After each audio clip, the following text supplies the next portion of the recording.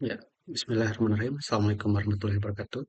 Saya Fajri Zahrawan Ahmad dengan NIM 23040101029 dari Prodi Informatika akan menjelaskan proses sekuensial, paralel, dan pipelining dengan skenario proses pencucian baju.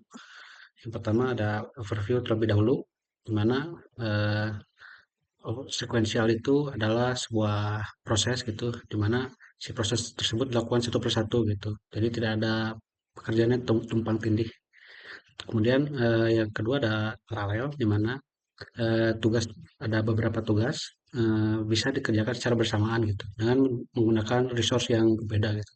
Dalam proses dalam skenario ini mungkin mesin cuci baju yang berbeda gitu. Kemudian ada pipelining processing, di mana sebuah proses dibagi menjadi beberapa batch dan di mana setiap tahap itu mulai bekerja gitu setelah tahap sebelumnya itu selesai sebagian. Misal ada satu batch pertama itu mencuci, kemudian batch batch pertama mau selesai ini mencuci, nah kemudian batch kedua mulai berjalan. Oke, mungkin untuk lebih lengkapnya seperti ini. Yang pertama kita jelaskan sequential proses, di mana contoh pada proses pencucian baju yang pertama ya mencuci baju gitu, memasukkan baju ke dalam mesin cuci, kemudian ditunggu sampai selesai. Setelah selesai, pindahkan baju ke pengering, kemudian tunggu juga sampai selesai. Setelah pengering selesai, lalu baju dijemur gitu, dan tunggu hingga kering. Setelah baju kering, lalu dilakukan penyetrikaan gitu. Secara timeline, proses tersebut dilakukan secara berurutan gitu, sampai selesai.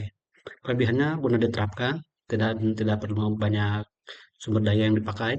Kemudian kekurangannya waktu yang digunakan itu akan semakin lama gitu karena tugas dilaksanakan secara apa ya, saling menunggu lah istilahnya. Mungkin secara simpelnya itu seperti ini timenya gitu. Kemudian paralel proses di mana eh, pada skenario proses pencucian baju, misal yang pertama itu ada satu orang atau satu resource itu mencuci baju di mesin cuci, kemudian dalam waktu yang sama orang lain gitu mulai menyetrika baju gitu yang sudah kering, dan apabila possible gitu jika ada dua mesin cuci bisa digunakan secara bersamaan gitu untuk mencuci lebih banyak lagi baju. Kelebihannya yaitu mengurangi waktu eksekusi gitu dengan menggunakan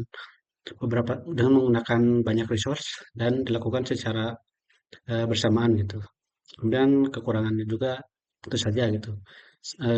Semakin banyak resource yang dipakai tentu semakin ini gitu, apa namanya, memerlukan ya resource dan biaya gitu. Jika dalam konteks CPU misal ada CPU-nya semakin banyak gitu.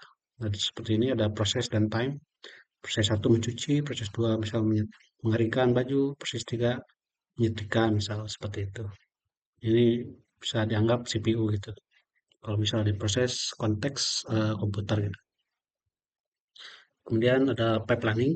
Nah, di sini pipelining itu contohnya yang pertama mesin cuci pertama gitu mulai mencuci gitu di batch pertama. Di sini ada satu A misal. Kemudian saat batch pertama ini mau selesai dicuci, dipindahkan ke pengering. Nah, kemudian mesin cuci mulai mencuci lagi nih batch kedua. Nah, ini mulai lagi proses.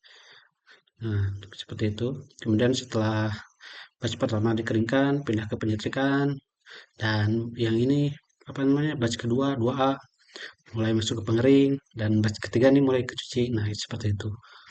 Proses pipelining gitu. Kelebihan dari proses pipelining ini ya lebih efisien gitu dibandingkan sequential proses, karena tahap berikutnya itu tidak perlu menunggu proses sebelumnya itu sampai selesai gitu, karena dapat dilakukan saat proses tersebut hampir selesai misal. Nah, kekurangannya tentu di sini butuh kompleksitas lebih tinggi dan harus diperlukannya koordinasi yang baik gitu.